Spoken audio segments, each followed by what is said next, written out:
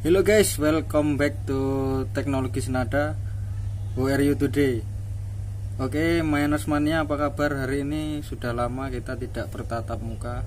Kita untuk hari ini cukup daring ya, atau via online.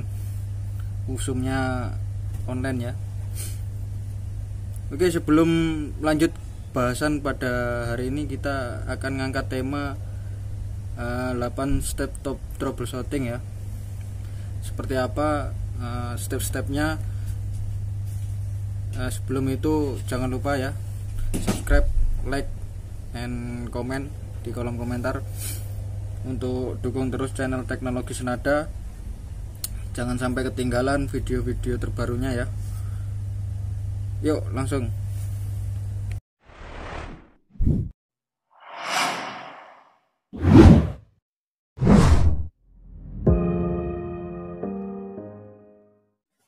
Oke guys, balik lagi ya di Teknologi Senada. Buat kalian yang mungkin asing dengan kata-kata 8 step troubleshooting, kita akan coba kasih ulasan sedikit apa itu 8 step troubleshooting ya. Jadi pada saat kita melakukan pekerjaan terjadinya trouble pada suatu alat ya, nah itu namanya adanya kerusakan yang tidak kita rencanakan, itu kita sebut troubleshooting ya. Jadi untuk stepnya atau langkah-langkahnya ya, yang kita gunakan di sesuai shop manual itu ada 8 langkah ya. Yang pertama, troubleshooting itu sendiri. Jadi kita mendapatkan laporan dari operator atau siapa saja yang menyampaikan adanya kerusakan pada suatu alat ya. Nah itu mengenai dari data unit ya, data unit termasuk alat apa yang rusak, terus kemudian apa yang penyebabnya, terus ya intinya mengenai hal-hal yang terjadi pada alat itu ya, untuk memudahkan kita ke langkah kedua yaitu possibility cost ya. Jadi saling berkaitan ya untuk informasi awal. Kemudian kita di langkah 3-nya itu observasi dan diagnostik ya. Jadi pengecekan dari alat tersebut untuk mengetahui mana yang kiranya terjadi keabnormalan ya.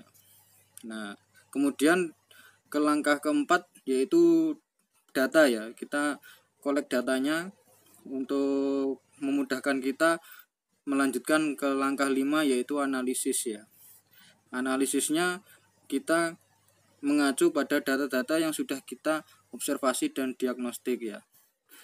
Ya misalkan kalau adanya laporan low power misalkan ya, kita dari data-data yang sudah kita observasi dan kita diagnostik atau kita ukur, jadi ya termasuk RPM-nya tercapai atau enggak, terus kemudian stall speed-nya tercapai atau enggak.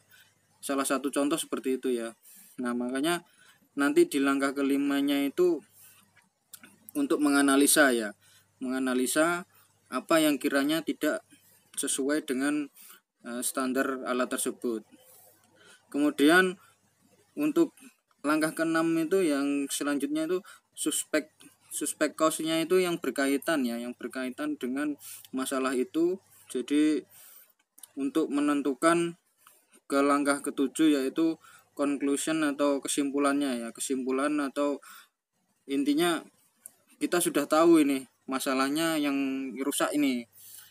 Jadi untuk melanjutkan ke langkah 8 yaitu action ya, action dan diteruskan menjadi improvement ya. Kenapa improvement? Karena untuk tidak terjadi hal-hal seperti itu lagi, untuk langsung memutus akar masalah ya. Jadi ketika kita melakukan pekerjaan dengan yang paling terakhir setelah action kita melakukan improvement, maka harapannya tidak ada lagi trouble seperti itu lagi. Dan 8 step troubleshooting ini harapannya selalu kita bahasanya tetap kita jalankan ya, meskipun di satu sisi kita sudah sering melakukan trouble tersebut, karena ketika kita melalaikan 8 step troubleshooting ini, kemungkinan besar trouble itu akan terjadi lagi, karena kita ya intinya hanya melakukan perbaikan yang rusak itu aja, jadi tidak ada action dan improvement tadi ya. Makanya improvement itu sangat penting, selain memudahkan kita melakukan pekerjaan dan untuk mengefektivitaskan pekerjaan kita serta perbaikan suatu alat tersebut ya.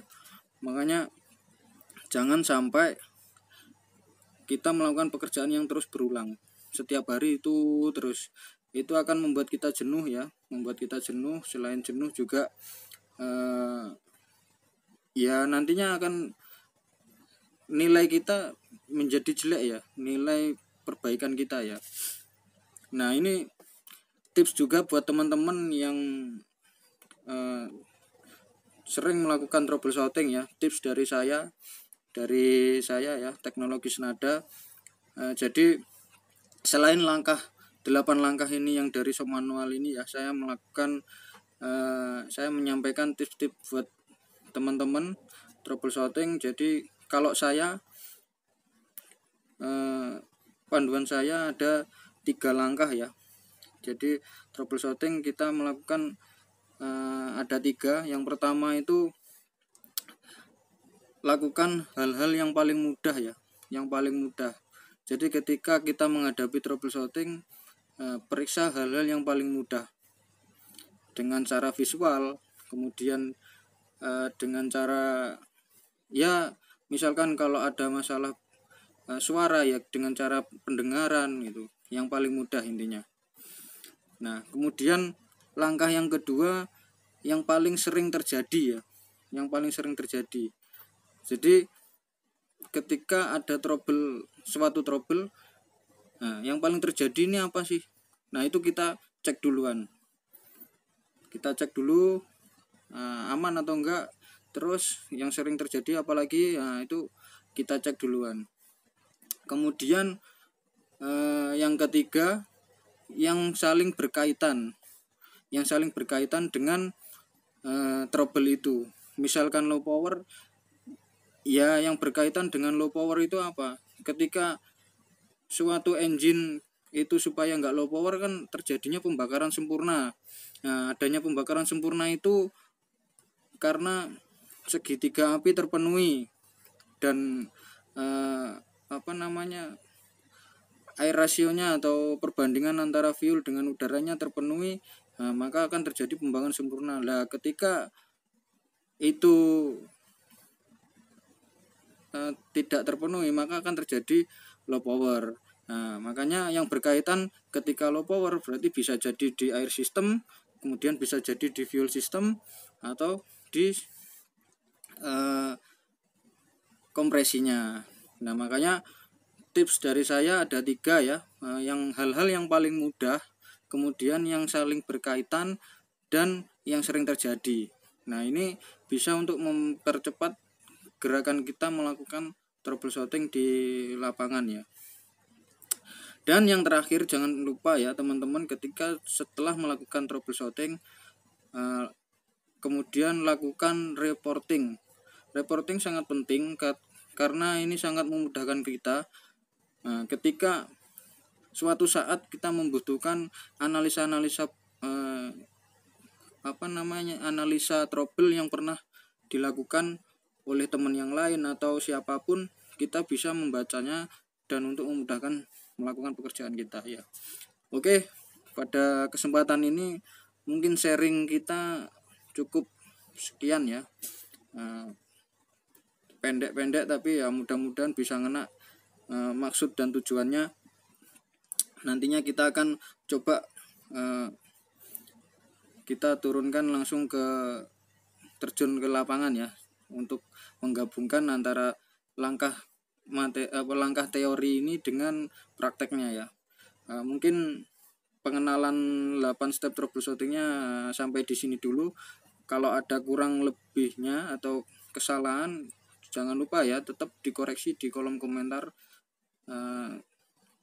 Koreksi teman-teman saya butuhkan untuk membangun channel ini supaya bermanfaat terus dan terus berkembang ya. Terima kasih atas perhatiannya. Jangan lupa terus diikuti video-video terbaru dari Teknologi Senada. Terima kasih atas perhatiannya. Semangat pagi.